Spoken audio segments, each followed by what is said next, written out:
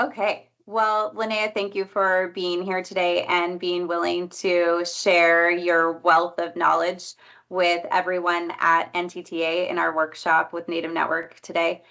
So I'd love to have you introduce yourself. You can, say who you are, who you work for, what your role is, and then how long you've been there. Great. Thank you so much for having me, Rebecca, Native Network. Hey, Young, my name is Linnea Jackson. I am a member of the Hoopa Valley Tribe. I'm also a descendant of the Yurok, Tolowa, Karuk, and Wiyot people, which is really encompassed in Northern California. So that lineage is something that's very important to me. Currently, I serve as the general manager for the Hoopa Valley Tribe's public utilities. A little bit about that is so we started off as a chartered entity 42 years ago, providing critical services such as domestic water and irrigation, solid waste management, broadband, and renewable energy projects, which is something that we're working on that goes hand in hand with fiber optic and connectivity projects. That's a little bit about public utilities. I was appointed as the general manager 5 years ago in June of 2019. Prior to that, I worked for Hoopa Land Management, and that's comprised of tribal EPA and the realty department. So it goes hand in hand with water, land management, understanding land statuses, which gave me a really great foundation for some of the environmental permitting and build outs and infrastructure that ultimately ties back to the land. So I've had a progression over the last, 13 years of experiences that have really lent itself to being able to have the skill set for this job. Thank you. It's definitely the environmental seems to be one of the big areas where people tend to get in some time crunches and some areas they have not funded for in their grants, especially. So I think having that experience is really valuable. You know what it takes to make sure that the environmental resources are managed appropriately. So I'm sure that's very valuable for your team. Are there any other things other than just your previous roles that you feel like have helped prepare you for the position that you're currently in? Mhm. First and foremost, as Native people, I think we always have to tie back to our families. And so I've always been taught to, hold yourself with integrity, have a strong work ethic. I had grandfathers that really were meticulous about the work that they did, making sure that everything was done right and complete the first time. So I think that foundational work ethic coming from my family, it has lent itself to every single task that we're doing now. So it all starts with family, and I think, how we were raised. I had the opportunity to travel a bit with my mom. And so I was actually raised in Anchorage, Alaska. And I think having, different experiences allowed me to have kind of a broader perspective on how to manage that. I also lived in LA for 13 years, and I worked for trust and estate attorney, and I worked a couple of years for a CPA firm. And the management of business, you have to have a financial management understanding. So little did I know that those years of experience would progress me and allow me to have insight in some of the things that it takes to manage large scale projects and broadband projects as well.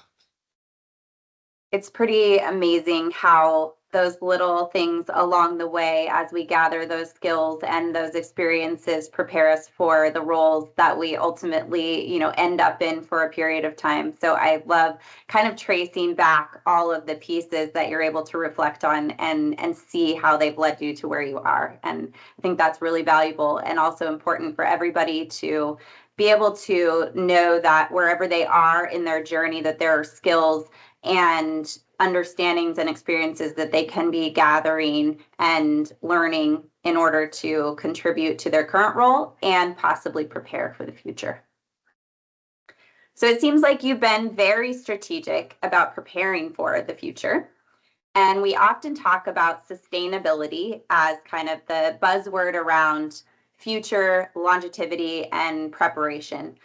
And I think it's really important to have a common understanding of what we mean when we say the word sustainable or when we talk about sustainability. So, can you tell us what is your definition of sustainability? My definition of sustainability, first, I kind of want to backtrack a little bit. So Hoopa Public Utilities, and other tribes have this as well, is a chartered tribal utility. We do not receive funding, for operation and management from the tribe, and we are required to be sustainable. And that support comes from your monthly services that you provide. So the water helps offset, the solid waste management offsets, the broadband offsets, and it's a delicate balance. So sustainability for me, because a lot of tribal nations have not had investment of broadband infrastructure and high-speed internet, largely because the larger telecoms, there's not a huge return on investment of building in that area. So I think sustainability for me in my mind allows us to A, provide sound service, B, to cover the overhead and management costs of each of those components that make up your network and make up your business structure, being able to support your tribal employees, which trickles down to their family, to have a really good wage and be compensated for the job that they're doing, having reserve to be able to cover those emergencies or those upgrades that need to come because the electronics, the radios, the trucks need to be replaced, based on their certain life cycle and use. So you not only just have to be able to pay the monthly overhead and long term, you also have to be able to have replacement costs. So when I wrap the word sustainability, it comes with all of those things, providing great service, being great customers to your community and your tribal governments, being able to support your employees, being able to pay all of the bills and have a reserve to cover those because without that, it's not going to be a success.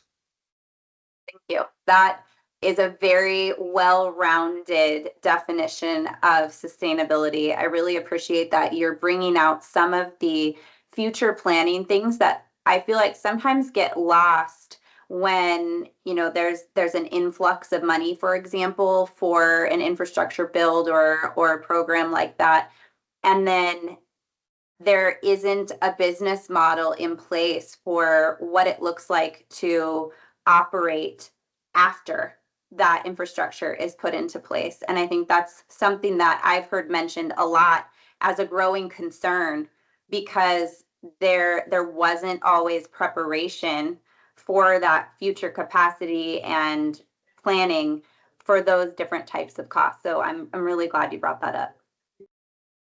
So can you tell us about your approach to sustainability in your telecom planning? So this comes from lessons learned. So when we were thinking about developing our own WISP, this was pre-COVID, so we were submitting for different types of grants through the California Public Utilities Commission and other mechanisms. And so all of a sudden we had this huge pandemic to where departments were shut down, schools were closed, people were working from home, lack of connectivity. And so our main focus there was to be able to provide service.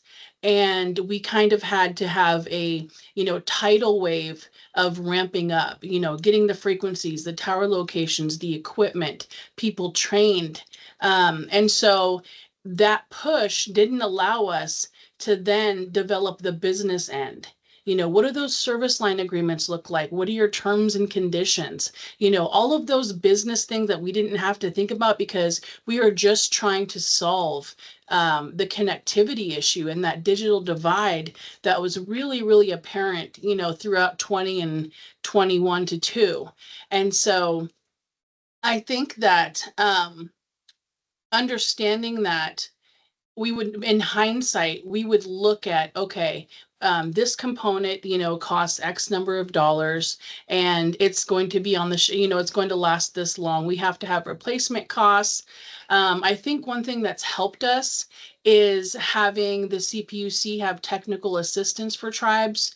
And that has allowed us to look at business pro forma.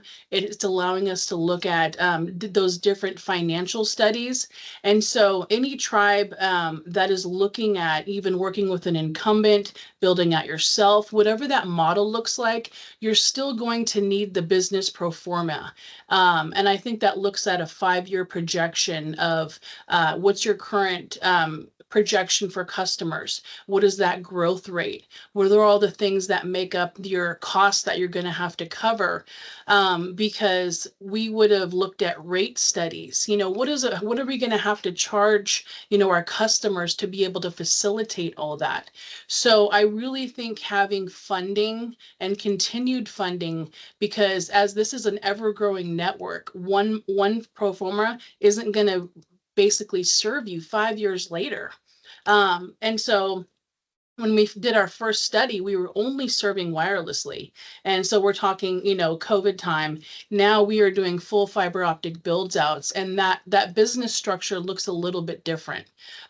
We've purchased directional drilling equipment and some of the other vac trucks and vac trailers that we need. So the business model looks differently. So I would urge everybody to, hire a firm that's experienced in that, to be able to shape your network so you understand the cost to manage and ongoing replacement costs as well.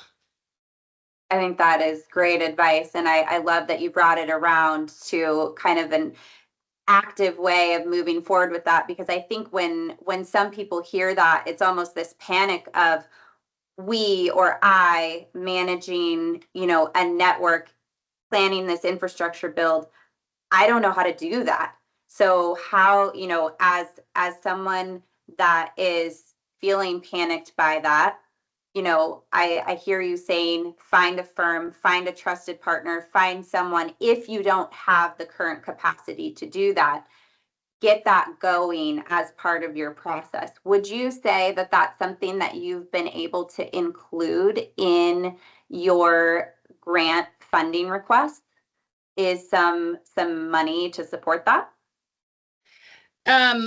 It hasn't been allowable thus far within the construction funding, which, is a little bit hardship, because you really need to understand, what that looks like for sustainability. I know that probably a lot of tribes are thinking about, okay, yes, we have this grant funding right now and we are, good through said period, but what happens day one when that grant funding isn't there? And that's the really critical term that you have to be prepared for. How are you going to cover staffing, everything from personnel and fringe rates and the insurance, certifications, all of the things that come with that business development. So it absolutely needs to be thought out from the very beginning, as you're building out, for all of those considerations. I appreciate that. I think it can be a challenge to figure out, how to support that, but what financially. But what I hear you saying is it's really a critical piece of the puzzle in being prepared to fully utilize and be able to maintain and have a sustainable program and a sustainable network into the future. Absolutely.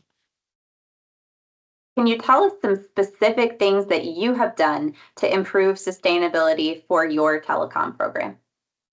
So first and foremost, I have to give credit to the team that we've developed, because obviously it's not just myself, because I have to essentially manage all of our divisions.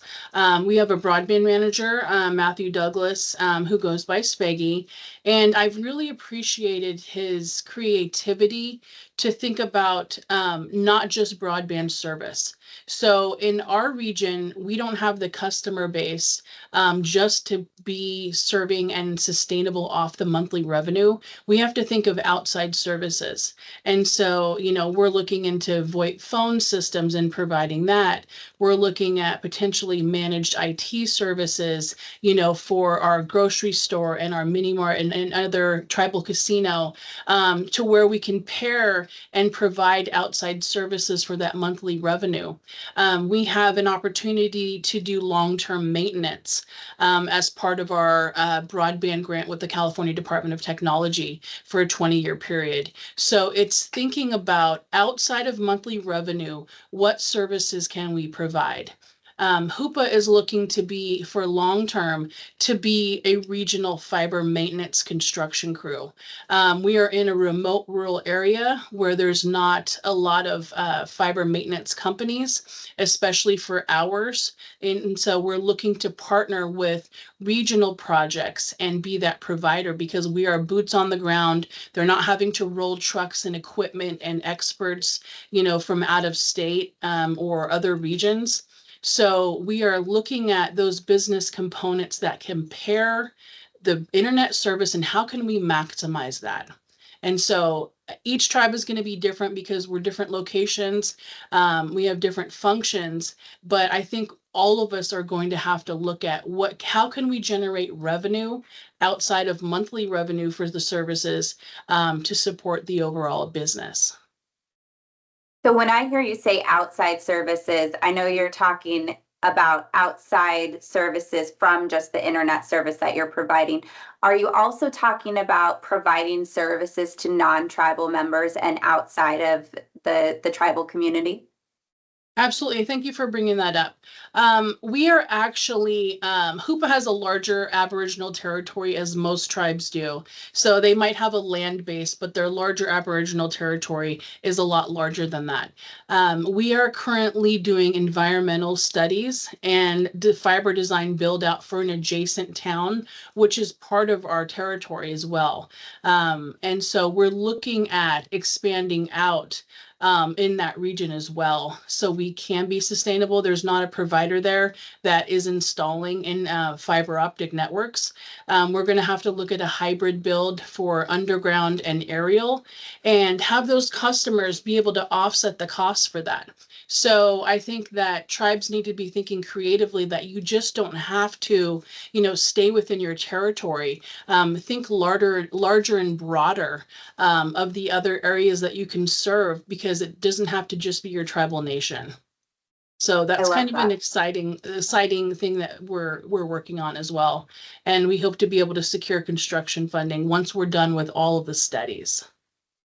That's great. Well, and it sounds like you kind of have developed a vision for, the who you want to be when you grow up kind of thing, mm-hmm. where, you've really spent the time to say, what's our niche going to be? Where are we going to focus our attention?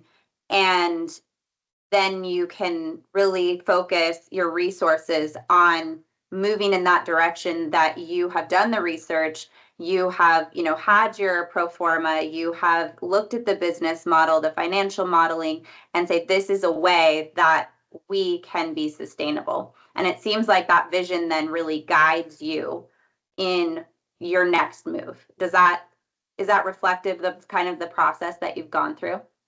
It is reflective. One other thing that I have to add is that on the reservation and within federal territories, the rules are different, right? You have different jurisdictions, you have different land status.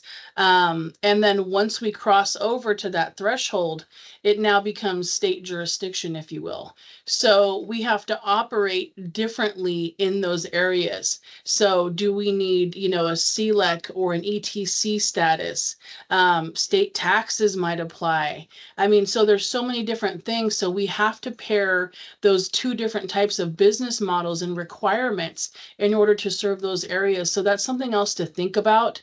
I wouldn't let that be a barrier, but I just want that kind of highlighted, that there's going to be differences working on reservation as opposed to off. And I think the question might come later, but that comes with policy considerations and regulations.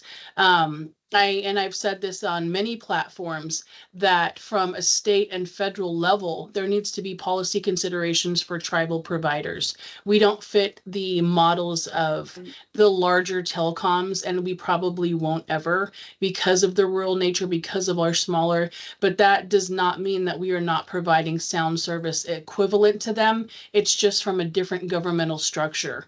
So I fully think that there's going to need to be a policy regulation on state and federal level for tribal providers. Thank you for bringing that up. I think, there are a lot of people involved in or interested in advocacy for the types of changes like that attend NTTA and or become aware at NTTA of those types of issues and spend time researching afterward and possibly getting involved in the advocacy. So thank you for pointing that out. I appreciate that. So what do you think the best thing is that you have done in planning your tribal telecom program? The best thing that I've done in planning, I would have to say the best thing that I've done in planning is creating a strong staff and employee base to help support the different functions. I think it's finding subject matter experts and consultants, because a lot of tribes and a lot of tribal employees are wearing many hats. And we talked about that internal capacity a little bit before. And it's not that we're not skilled and educated and, have those abilities. It's that, the workload is pretty daunting, and we're probably, doing 2 or 3 jobs, at one time. So I think the best thing that I could have done is develop that strong team and develop strong partnerships, because those can be long lasting. We've really tried to be selective of the consultants that we choose, because you're reliant on their expertise and guidance to help develop that. So I think making wise decisions on who you contract with is going to be a kind of a game changer across the board. You want a team that has integrity, that's invested, that, really cares about what they're doing and understanding the impact of spending those dollars and what that really means. So the best thing I think I could have done is that team structure, have a foundation around me, because it takes a village, including the consultants and the state and federal entities we work with, and developing those relationships.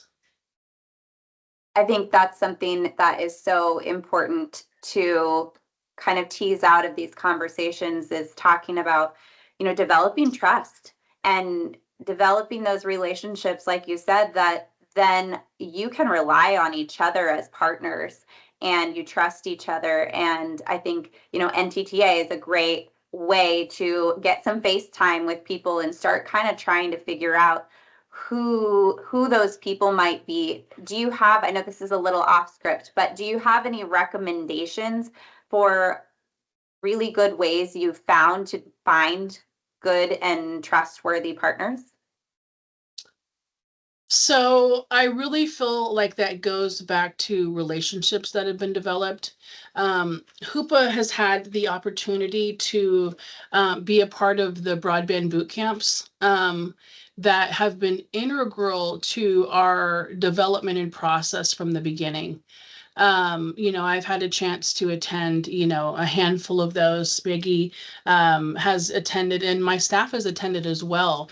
And so it's really those peer relationships that, when you're talking about developing trust, when you're talking about developing relationships, it's those recommendations from those people that say, hey, I know somebody that might be able to have that.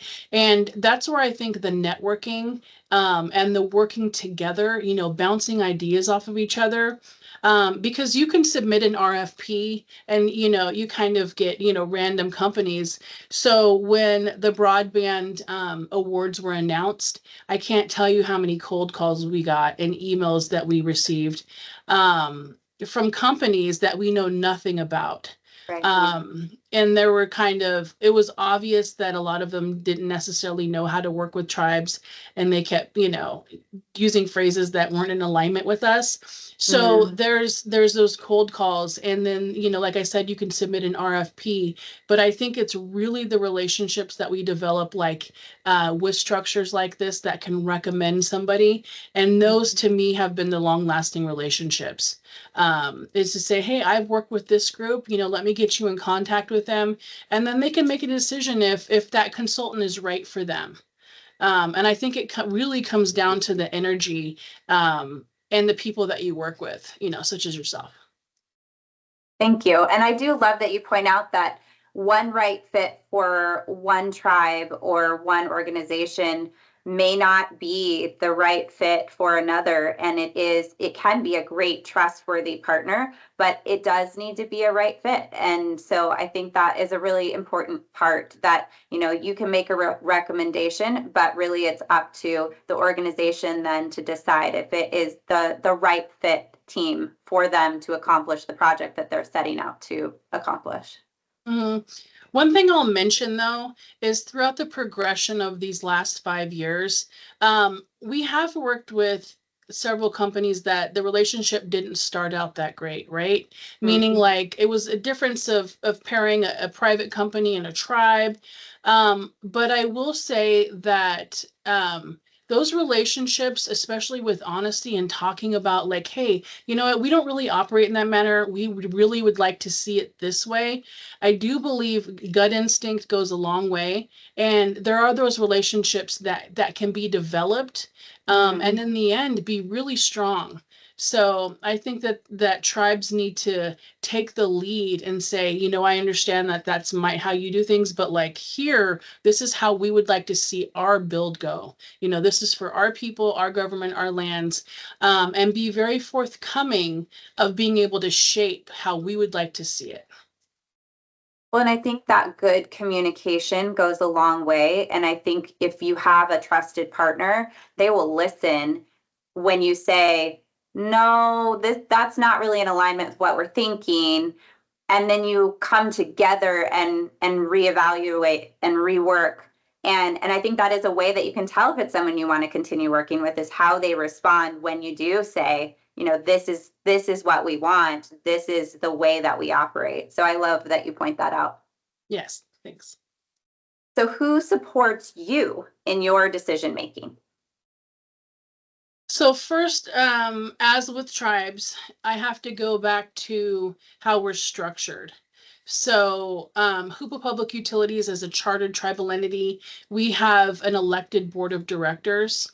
So there are 5 people that are appointed as our governing body. And on top of that, coming from the Hoopa Valley Tribe, we have a chairperson seat and we have 7 tribal council members. So really the decision making really must come from the entity to the board level to tribal council level. Ultimately, it would be great on things to get stakeholder engagement and stakeholder feedback, because they're the reasons why we're receiving funding to be able to serve those footprints, to serve our tribal community. So I would say that our governing bodies help decision making, but I'm going to go back to my staff and the consultants that we've selected, because we can't possibly be experts on, everything from electronics to the equipment, to the overhead, to the tower climbing, to, everything that comes with that, the business pro forma, the auditing that comes with it. And I do have a strong staff, so I am very reliant on my staff's feedback as well, because I don't particularly work in their component. That's their position. So working with your staff, working with your consultants to give you the best informed information to make decisions, I think is the best approach. Because I am reliant on outside. What I kind of prefer from a decision making is for people to lay out the pros and cons, so you can make informed decisions. Here's the information on this side, and then you can, kind of make decision one way or the other on what's the best move And sometimes that's scary, but you also have to take leaps of faith. Thank you.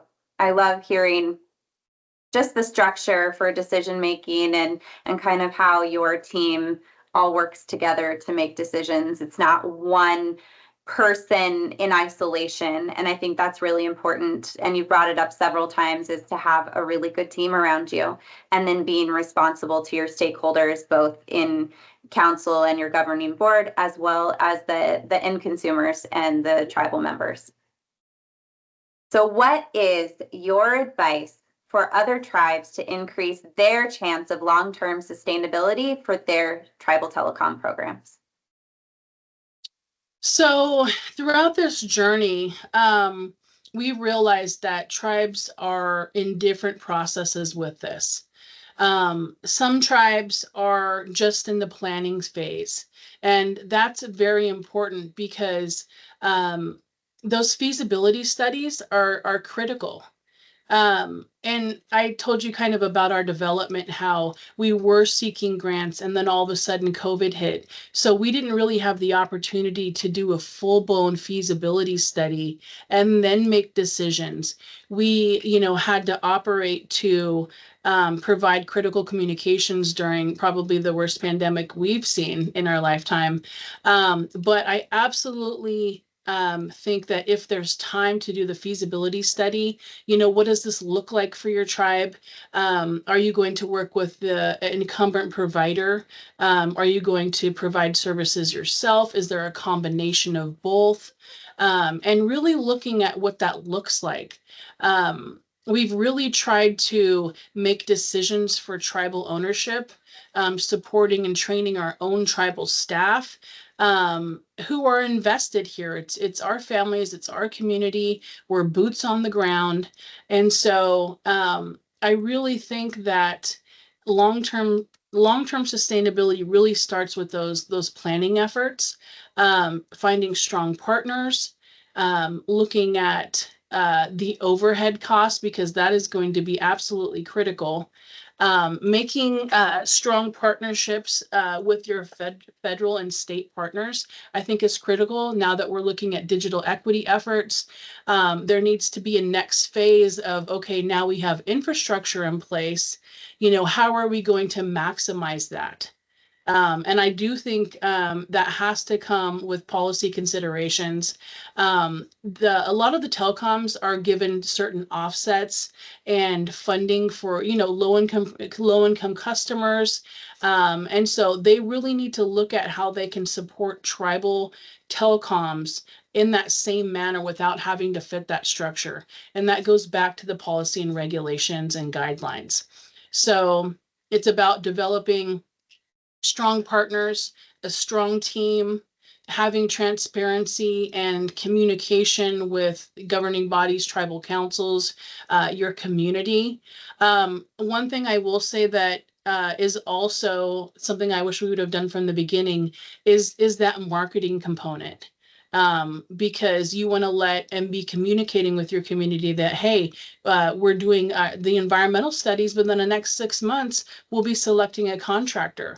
We'll be doing build outs, and we would really love your service because you absolutely need those customers to be sustainable. So that's one thing that I wish we had, like a marketing analyst to develop those, because that's going to be critical moving on.